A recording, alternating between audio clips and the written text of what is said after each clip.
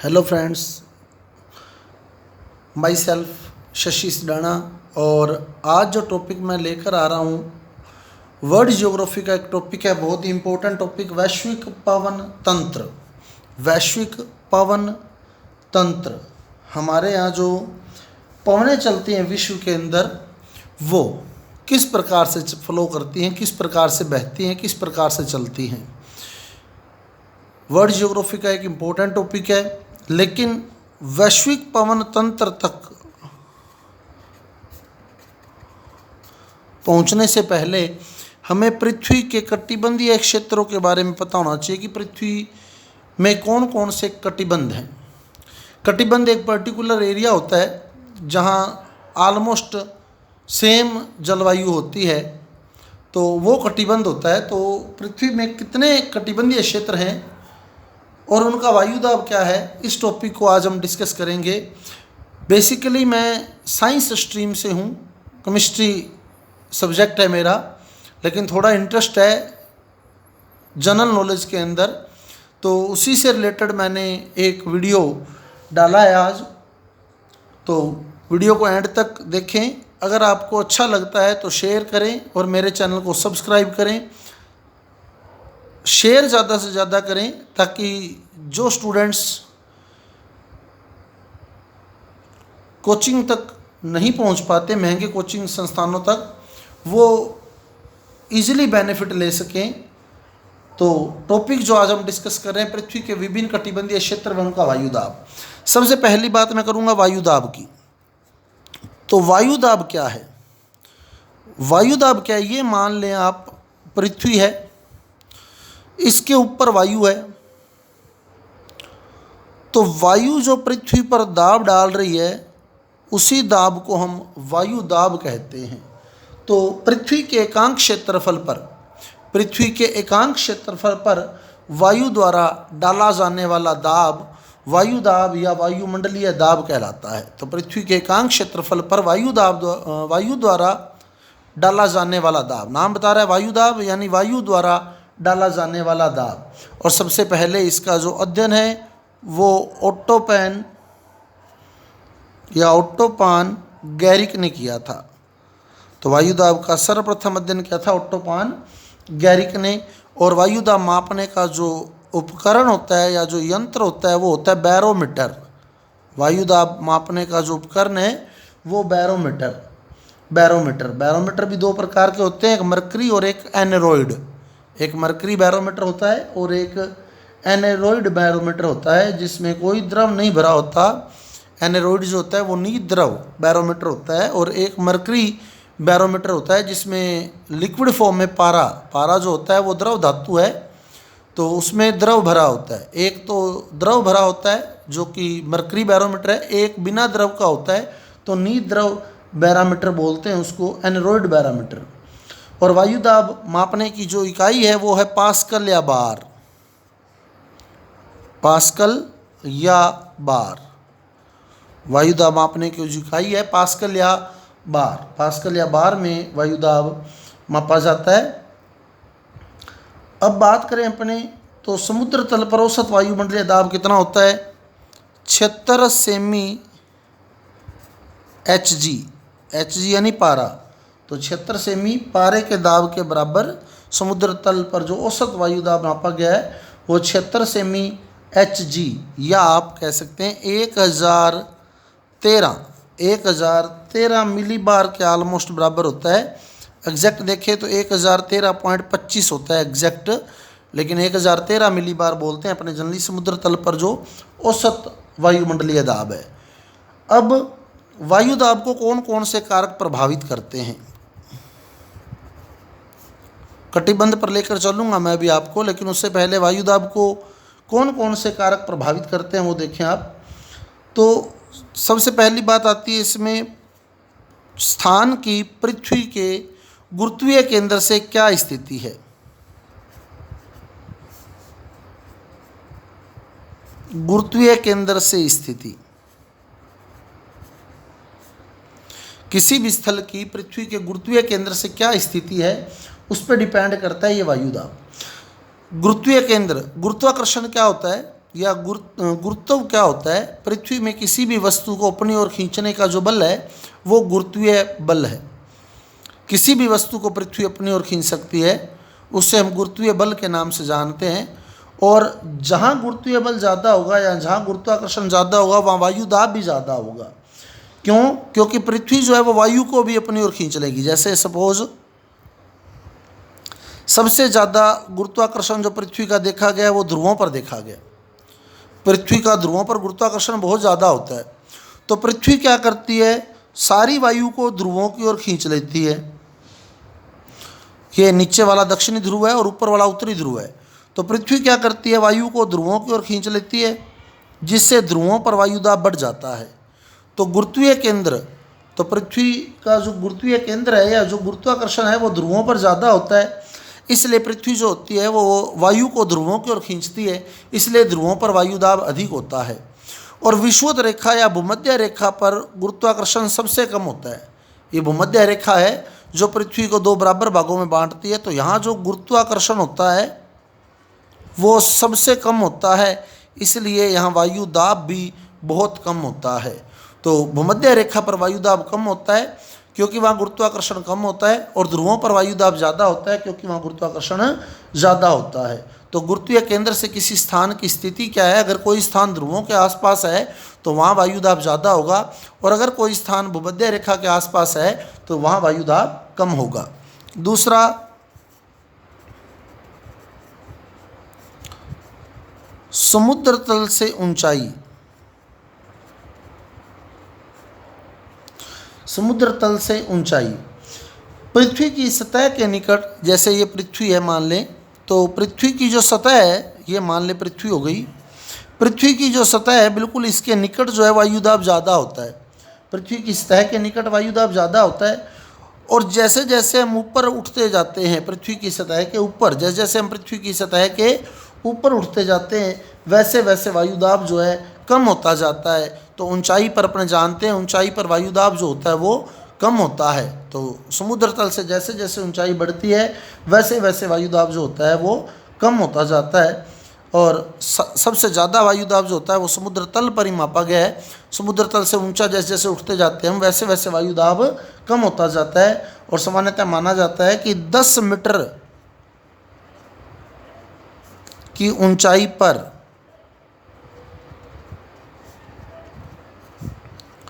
वायु दाब जो होता है वो 1 मिलीबार कम हो जाता है।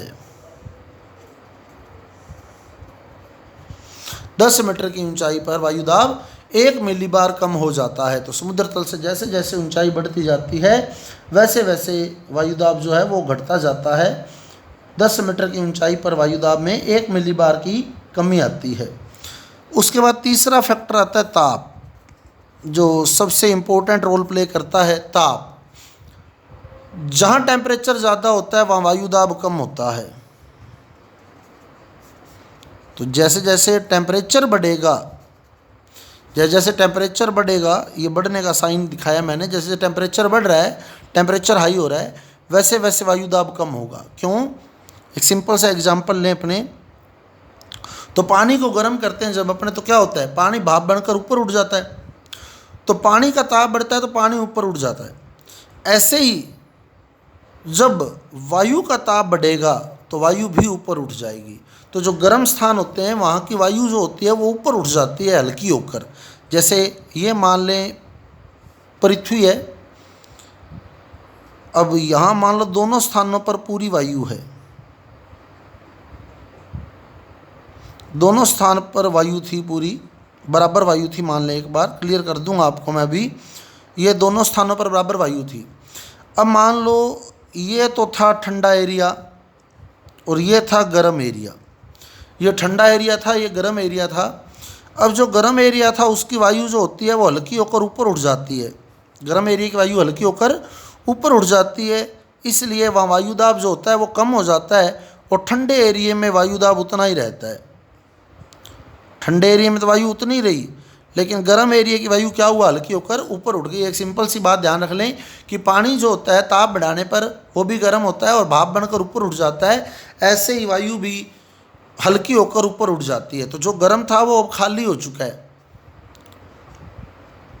ये गर्म था, तो यहाँ वायुदाब कम हो चुका है, और जो ठंडा था उसका वायुदाब उच्च था। इसीलिए वायु जो होती है वो उच्च दाब से निम्न दाब की ओर जाती है। यही कारण है कि आंधियाँ जो होती हैं वो गर्मी में ही आती हैं, क्योंकि गर्मी में क्या हुआ, हवा हल्की होकर ऊपर उठ गई, तो वो एरिया खाली हो गया, तो ठंडे स्थानों की वायु वहाँ तेजी से आएगी, तो वो आंधी के रूप में आएगी। तो आंधियाँ गर्मी में ही क्यों आती है, क्योंकि गर्मी में वायु जो होती है वो हल्की होकर ऊपर उठ जाती है, जिसके कारण वहाँ वायुदाब कम हो जाता है। अतः उच्च वायुदाब वाले स्थान से वायु तेजी से कम वायुदाब वाले स्थान की ओर आती है, जो कि आंधी के रूप में आती है। क्लियर। तो आंधियाँ गर्मी में ही आती है, क्योंकि गर्मी में क्या होता है, हवा हल्की होकर ऊपर उठ जाती है, तो वहाँ वायुदाब कम हो जाता है, तो अधिक वायुदाब वाले स्थान से हवा चलती है आंधियों के रूप में कम वायुदाब वाले स्थान की ओर। अतः जैसे जैसे ताप बढ़ता है वैसे वैसे वायुदाब घटता है।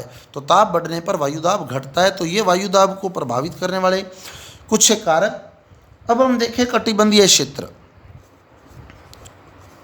पृथ्वी को कितने कटिबंधीय क्षेत्रों में बांटा गया वो देखें।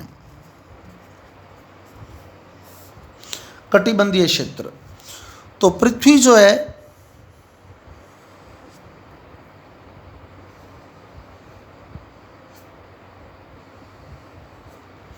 ये मान लें पृथ्वी हो गई, बिल्कुल बीचों बीच जो रेखा है 0 डिग्री, ये भूमध्य रेखा या विषुवतीय रेखा कहलाती है। भूमध्य रेखा या विषुवतीय रेखा, ये 23.5 डिग्री उत्तर कर्क रेखा, और ये 23.5 डिग्री दक्षिण मकर रेखा। 23.5 डिग्री उत्तर कर्क रेखा और 23.5 डिग्री दक्षिण मकर रेखा। अब कर्क रेखा से मकर रेखा तक का जो क्षेत्र है, सूर्य का प्रकाश जो होता है वो इसी एरिया में ही रहता है। सूर्य जो होता है वो इसी एरिया में रहता है। कर्क, ये सूर्य का जो प्रकाश है, यहाँ सूर्य का प्रकाश कर्क रेखा पर बिल्कुल सीधा पड़ सकता है। कर्क रेखा के बाद सूर्य की किरणें तिरछी होती जाएंगी। भूमध्य रेखा पर सूर्य का प्रकाश सीधा पड़ सकता है, मकर रेखा पर सूर्य का प्रकाश सीधा पड़ सकता है। तो सूर्य का प्रकाश सीधा जो है वो इन्हीं क्षेत्रों में पड़ सकता है। इसलिए ये क्षेत्र जो होते हैं उष्ण कटिबंध होते हैं, उष्ण कटिबंध बोलते हैं इसको। 23.5 डिग्री उत्तर से लेके 23.5 डिग्री दक्षिण तक का जो क्षेत्र है वो उष्ण कटिबंध में आता है। सूर्य का प्रकाश जो होता है वो यहीं इन्हीं तक ही सीधा पड़ता है। इसके बाद सूर्य की किरणें जो है वो तिरछी होती जाती है। क्लियर कर देता हूँ आपको। ये पृथ्वी हो गई, ये सेंटर में भूमध्य रेखा हो गई, ये 23.5 डिग्री उत्तर में कर्क रेखा हो गई, और ये 23.5 डिग्री दक्षिण में मकर रेखा हो गई, और ये सेंटर में 0 डिग्री विषुवतीय रेखा या भूमध्य रेखा हो गई। अब जून का महीना हमारे यहाँ सबसे गर्म महीना माना जाता है, तो क्योंकि जून में सूर्य का प्रकाश बिल्कुल कर्क रेखा पर सीधा पड़ता है, तो ये कर्क रेखा पर सूर्य चमक रहा है जून में, इसलिए ऑस्ट्रेलिया जो कि मकर रेखा पर है, ये दक्षिण हो गया, मकर रेखा पर है ऑस्ट्रेलिया, वहाँ सर्दी होती है इस टाइम। क्लियर। तो ये जून का महीना है, मध्य जून, जब सूर्य का प्रकाश कर्क रेखा पर बिल्कुल सीधा पड़ता है। अब कर्क रेखा से सूर्य जो है वो विषुवत रेखा की ओर सूर्य का प्रकाश खिसकने लगता है, तो 3 महीने में सूर्य का प्रकाश जो है विषुवत रेखा पर सीधा पड़ने लग जाता है। यानी ये मध्य सितंबर का दिन आ गया, मध्य सितंबर।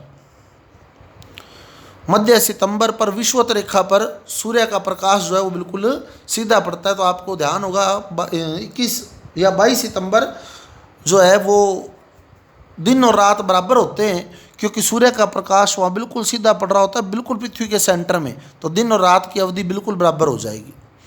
जून में हमारे यहाँ दिन बड़े होते हैं और रातें जो हैं वो छोटी होती हैं, क्योंकि जून में सूर्य का प्रकाश कर्क रेखा पर सीधा पड़ रहा है, और हम लोग कर्क रेखा पर, इंडिया जो है वो कर्क रेखा पर ही है। कर्क रेखा जो है भारत के बिल्कुल बीचों बीच से गुजरती है। 3 महीने में सूर्य का प्रकाश विषुवत रेखा पर सीधा पड़ने लग जाता है, और अगले 3 महीने में यानी दिसंबर में दिसंबर में सूर्य का जो प्रकाश होता है वो मकर रेखा पर बिल्कुल सीधा पड़ता है, यानी ऑस्ट्रेलिया में सबसे बड़ा दिन होता है यहाँ दिसंबर में, और हमारे यहाँ सबसे छोटा दिन दिसंबर में है। क्लियर। फिर सूर्य जो है वो वापस, सूर्य का प्रकाश सीधा बढ़ता है विषुवत रेखा की ओर। तो यहाँ मध्य मार्च में सूर्य का प्रकाश वापस एक बार विषुवत रेखा पर बिल्कुल सीधा पड़ता है।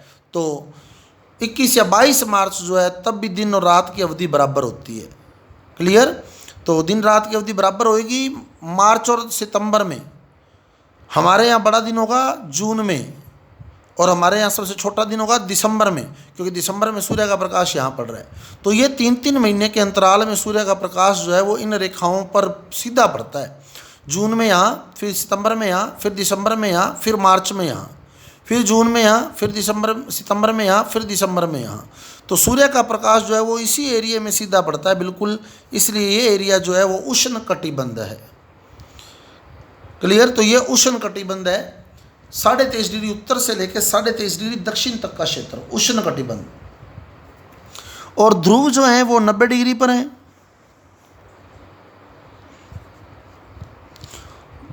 तो 66.5 से 90 डिग्री तक का जो क्षेत्र है, 66.5 से 90 डिग्री तक का क्षेत्र,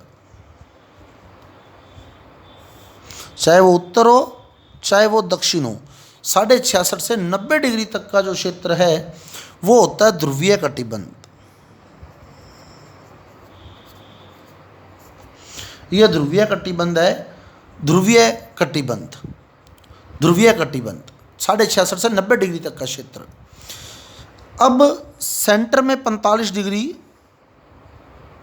उत्तर में भी और 45 डिग्री दक्षिण में भी। अब ये था उष्ण। उष्ण के बिल्कुल साथ लगता है उपोष्ण, उप प्लस उष्ण, तो उपोष्ण, उप प्लस उष्ण से बन गया उपोष्ण। तो ये उपोष्ण कटिबंध है, 23.5 डिग्री से 45 डिग्री तक का क्षेत्र उपोष्ण कटिबंध। उष्ण के बिल्कुल साथ लगता है उपोष्ण कटिबंध।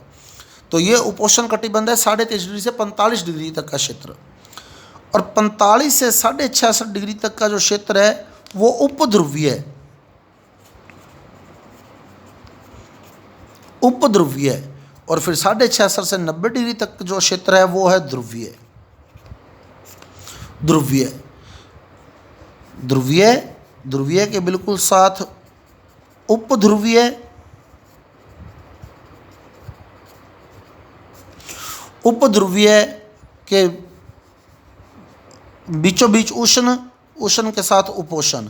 इस प्रकार पृथ्वी जो है वो 4 कटिबंधों में बंट गई है, उष्ण, उपोष्ण, उपध्रुवीय और ध्रुवीय। उष्ण, उपोष्ण, उपध्रुवीय और ध्रुवीय। तो 4 कटिबंध और उनकी जो स्थिति है वो देखें अपने। फिर उनका वायुदाब देखेंगे कि किसका वायुदाब ज़्यादा है और किसका वायुदाब कम है।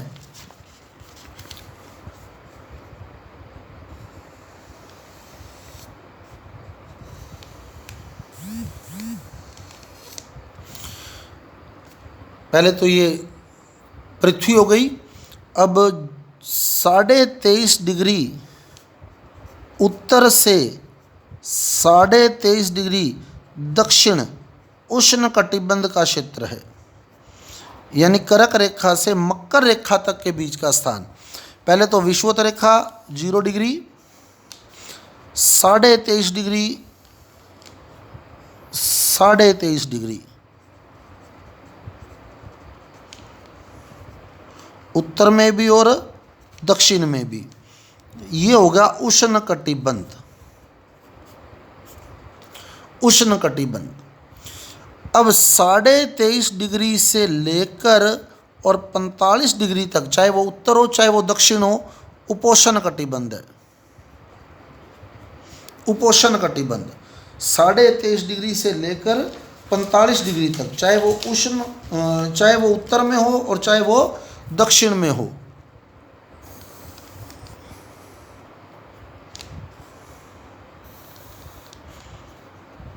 दोनों साइड, ये साउथ हो गया, ये नॉर्थ हो गया। ये उष्ण के बिल्कुल साथ उपोष्ण। उपोषण। अब 45 डिग्री से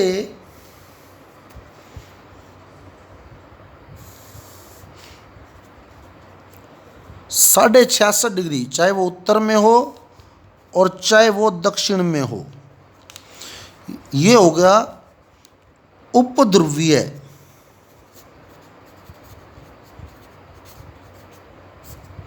उपध्रुवीय। और लास्ट वाला जो है 66.5 से 90 डिग्री, 66.5 से 90 डिग्री, ये हो गया ध्रुवीय, चाहे वो उत्तर में हो और चाहे वो दक्षिण में हो। उत्तर में भी ध्रुवीय बोला जाएगा और दक्षिण में भी ध्रुवीय ही बोला जाएगा। तो इस प्रकार हमारी जो पृथ्वी है वो 4 कटिबंधों में बंटी हुई है, उष्ण, उपोष्ण, उपध्रुवीय और ध्रुवीय। अब किसका वायुदाब कम है और किसका वायुदाब ज़्यादा है वो देखना है अपने को, कि इनमें से किसका वायुदाब कम है और किसका वायुदाब ज़्यादा है।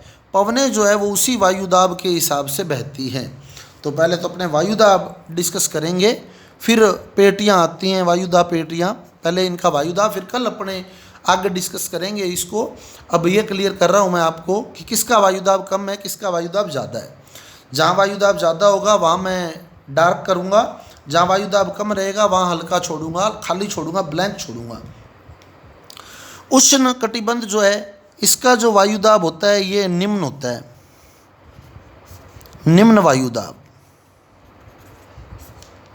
क्यों होता है? क्योंकि एक तो इसका ताप उच्च है, ताप उच्च है तो इसके कारण क्या होगा, हवा हल्की होकर ऊपर उठ जाएगी।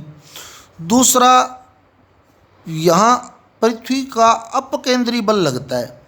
2 तरह के बल होते हैं पृथ्वी के, एक तो अपकेंद्री, एक अभिकेंद्री। अभिकेंद्री तो होता है जो अपनी ओर खींचता है, और अपकेंद्री जो होता है वो अपने से दूर धकेलता है।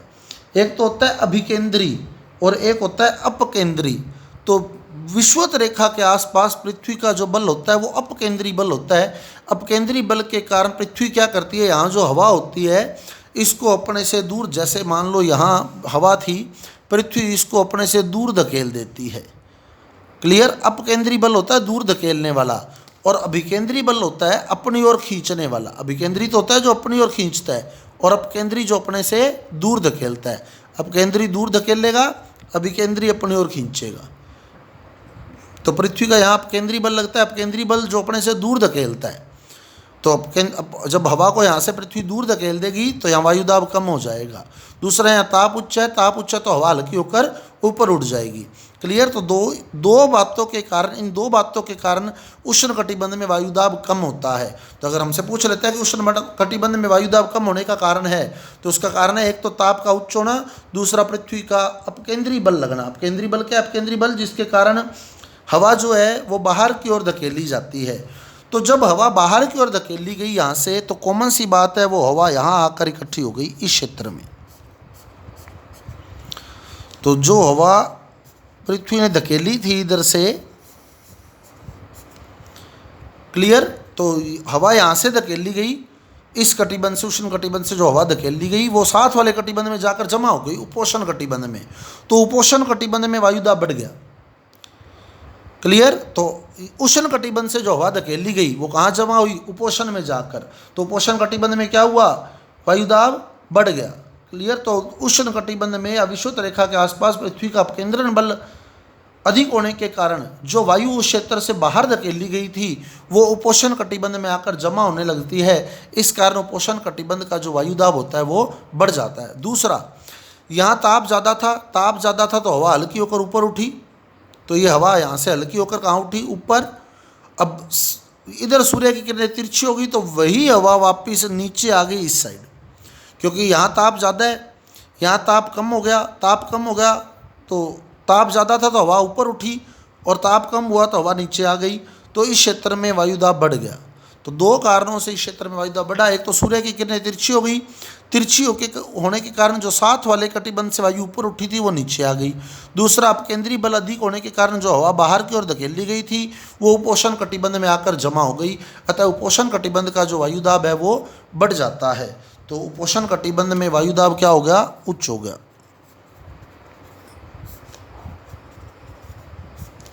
वायुदाब उच्च।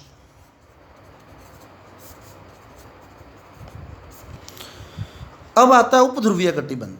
उपध्रुवीय कटिबंध का वायुदाब कम होता है, उसका कारण क्या देखो,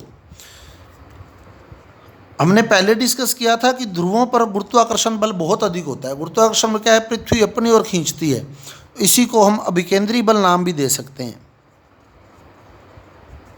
अभिकेंद्री बल। तो ध्रुवों पर अभिकेंद्री बल बहुत ज़्यादा है। अभिकेंद्री बल ज़्यादा होने के कारण क्या किया, यहाँ पृथ्वी ने क्या किया, इस उपध्रुवीय कटिबंध की वायु जो थी वो ध्रुवीय कटिबंध में खींच ली। क्यों खींच ली, क्योंकि यहाँ अभिकेंद्री बल ज़्यादा था।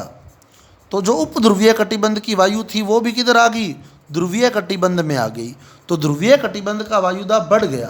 कारण क्या है, एक तो यहाँ अभिकेंद्री बल ज़्यादा है, अभिकेंद्री बल ज़्यादा होने के कारण उपध्रुवीय कटिबंध की वायु इधर आ गई, तो यहाँ तो वायुदाब बढ़ गया इस जगह तो, लेकिन यहाँ वायुदाब कम हो गया। क्यों हो गया, क्योंकि इसकी जो वायु थी वो ध्रुवीय कटिबंध में चली गई। क्यों चली गई, क्योंकि ध्रुवीय कटिबंध में अभिकेंद्री बल ज़्यादा था। ध्रुवीय कटिबंध में अभिकेंद्री बल ज़्यादा होने के कारण ध्रुवीय कटिबंध जो है वो उपध्रुवीय कटिबंध की वायु को अपनी ओर खींच लेता है। अब उपध्रुवीय कटिबंध से बहुत ही इंपॉर्टेंट क्वेश्चन बनता है कि ताप कम है, ताप कम है फिर भी इसका वायुदाब कम है। सामान्यतः हम देखते हैं कि ताप जब ज़्यादा होता है तो वायुदाब कम होता है, लेकिन एकमात्र ऐसा कटिबंध है जिसका ताप कम होने के बावजूद भी वायुदाब कम है। इसका कारण है ध्रुवों पर अभिकेंद्री बल अधिक होना। तो ध्रुवों पर अभिकेंद्री बल अधिक होने के कारण उपध्रुवीय कटिबंध की जो वायु है वो ध्रुवीय कटिबंध में आ जाती है, इसलिए उपध्रुवीय कटिबंध का वायुदाब कम हो जाता है और ध्रुवीय कटिबंध का वायुदाब बढ़ जाता है। तो उपध्रुवीय कटिबंध से इंपॉर्टेंट क्वेश्चन बनता है कि ताप कम होने के बावजूद भी वायुदाब कम है, वो कौन सा कटिबंध है, उपध्रुवीय कटिबंध है। इसके अलावा ध्रुवीय कटिबंध पर वायुदाब उच्च है, एक तो कारण हो गया अभिकेंद्री बल, दूसरा कारण हो गया कम ताप। ताप कम होता है तो भी वह वायु सघन हो जाती है, अतः वहाँ वायुदाब बढ़ जाता है। अब इंपॉर्टेंट बात उपध्रुवीय कटिबंध के बारे में है, तो उपध्रुवीय कटिबंध में ध्यान रखना है कि ताप कम होने के बावजूद भी यह वायुदाब कम है। इसका कारण है ध्रुवों पर अभिकेंद्री बल का अधिक होना। ध्रुवों पर अभिकेंद्री बल अधिक होता है, इसलिए उपध्रुवीय कटिबंध की जो वायु है वो ध्रुवीय कटिबंध में आ जाती है। इसलिए ध्रुवीय कटिबंध में वायुदाब बढ़ जाता है और उपध्रुवीय कटिबंध में वायुदाब कम हो जाता है। तो ये कटिबंधीय क्षेत्र और उनका वायुदाब था, रीज़न भी आपको बता दिए। अब कल अपने बात करेंगे वायुदाब पेटियों की। वायुदाब पेटियाँ क्या, जैसे देखो आप, ये हमने कहा यहाँ उष्ण कटिबंध है, इसमें वायुदाब कम है। अब वायुदाब पेटी क्या, देखो इस उष्ण कटिबंध का भी वह स्थान जहाँ वायुदाब बहुत ही कम है वो है वायुदाब पेटी, निम्न वायुदाब पेटी, और वो होगी विषुवत रेखा के बिल्कुल आसपास जहाँ वायुदाब सबसे कम होएगा। ऐसे यहाँ हमने कहा वायुदाब उच्च है, वायुदाब उच्च है, लेकिन इसका वह स्थान जहाँ वायुदाब सबसे ज़्यादा है वो वायुदाब पेटी बनेगी। ऐसे यहाँ वायुदाब जहाँ सबसे कम है वो वायुदाब पेटी बनेगी, ऐसे यहाँ वायुदाब जहाँ सबसे ज़्यादा है वो वायुदाब पेटी बनेगी। तो वायुदाब पेटियाँ होती हैं इन कटिबंधों का पर्टिकुलर वह स्थान जहाँ वायुदाब या तो बहुत ज़्यादा होता है या बहुत ही कम होता है। तो कटिबंधों में स्थित वे निश्चित स्थान जहाँ वायुदाब बहुत कम या बहुत अधिक होता है वो वायुदाब पेटियाँ कहलाती हैं, और वायुदाब पेटियों से ही आगे पवनें चलती हैं। तो ये डिस्कस करेंगे अपने नेक्स्ट वीडियो के अंदर। उम्मीद करता हूँ आपको समझ आया होगा। फिर बता दूँ, बेसिकली मैं रसायन विज्ञान से हूँ, पर मेरा एक छोटा सा प्रयास जियोग्राफी में इंटरेस्ट होने के कारण मैंने आपको एक वीडियो अपलोड कर रहा हूँ। अगर आपको अच्छा लगा है तो कृपया लाइक करें, ज़्यादा से ज़्यादा मेरे चैनल को सब्सक्राइब करें, आगे मेरे वीडियो को शेयर करें। Thank you.